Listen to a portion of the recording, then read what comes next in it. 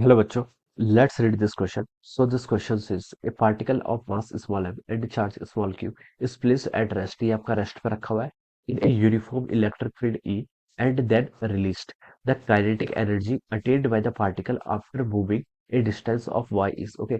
कितनी kinetic energy attain कर लेगा after moving a distance y, ये हमें यहाँ पर कैलकुलेट करके बताना है. ऑलराइट, तो देखिए बच्चों, इस क्वेश्चन का की कॉन्सेप्ट आप क्या लिख सकते हैं. The key concept of this question, यहाँ पर आपको काइनेटिक एनर्जी बताना है कि कितनी काइनेटिक एनर्जी क्या कर लेगा आपका अटेन कर लेगा आपका particle after moving in distance of Y. Alright, तो चलिए बच्चों इस क्वेश्चन को स्टार्ट करते हैं.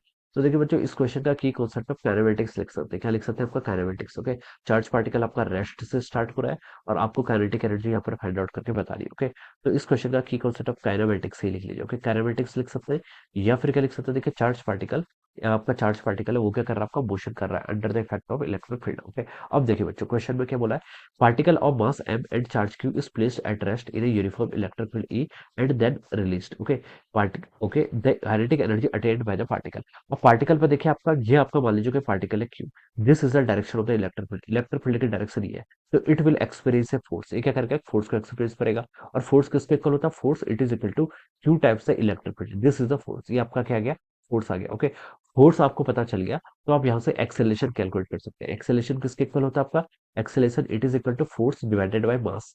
फोर्स कितना है आपका, q times e divided by mass. Okay, this will be our acceleration. तो इसको आप इक्वेशन नंबर 1 बोल देते हैं. ओके, अब क्वेश्चन में देखिए क्या बोला उसने, पार्टिकल स्टार्ट फ्रॉम रेस्ट. ये क्या देखिए, इनिशियली एट रेस्ट है. ओके, तो हम इनिशियल वेलोसिटी u क्या लिख सकते हैं, आपका जीरो के इक्वल लिख लीजिए. ओके, और क्या बोल रखा है, द काइनेटिक एनर्जी अटेन बताना है after moving a distance of Y. इसने टोटल डिस्टेंस कितने ट्रेवल कर लिया, आपकी वाई डिस्टेंस को ट्रेवल कर लिया है. ओके, और एक्सेलेरेशन देखिए हमने फाइंड आउट कर लिया. सिर्फ मैग्नीट्यूड लिख रहा हूँ कितना, क्यू ई बाई एम के इक्वल.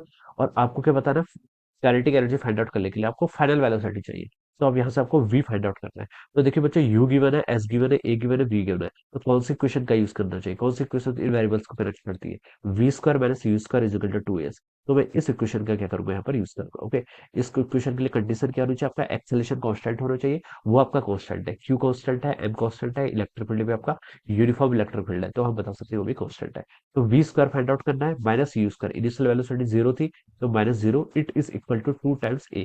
एक्सेलरेशन कितना है आपका, क्यू ई बाई एम के इक्वल. ओके, इनटू आपका एस. एस क्या है, डिस्प्लेसमेंट कितना है आपका, देखिए वाई डिस्प्लेसमेंट हुआ है तो वाई लिख सकते हैं. ओके, तो यहाँ से आपको वी स्क्वायर की वैल्यू बच्चों कितनी आ गई, 2 QE Y divided by M. Okay, this is our V square. Question में हमसे क्या पूछा है, क्वेश्चन में हमसे बोला है कि द काइनेटिक एनर्जी कितनी काइनेटिक एनर्जी अटेन कर लेगी.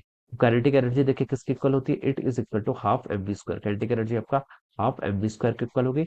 यहाँ से आप क्या लिख सकते हैं, एम बाई टू को आप ऐसे रहने दीजिए into V square. V square को आप लिख सकते हैं यहाँ से 2 QE Y divided by M. Okay, M से आपका देखिए एम कैंसिल हो जाएगा, टू से आपका टू कैंसिल हो गया.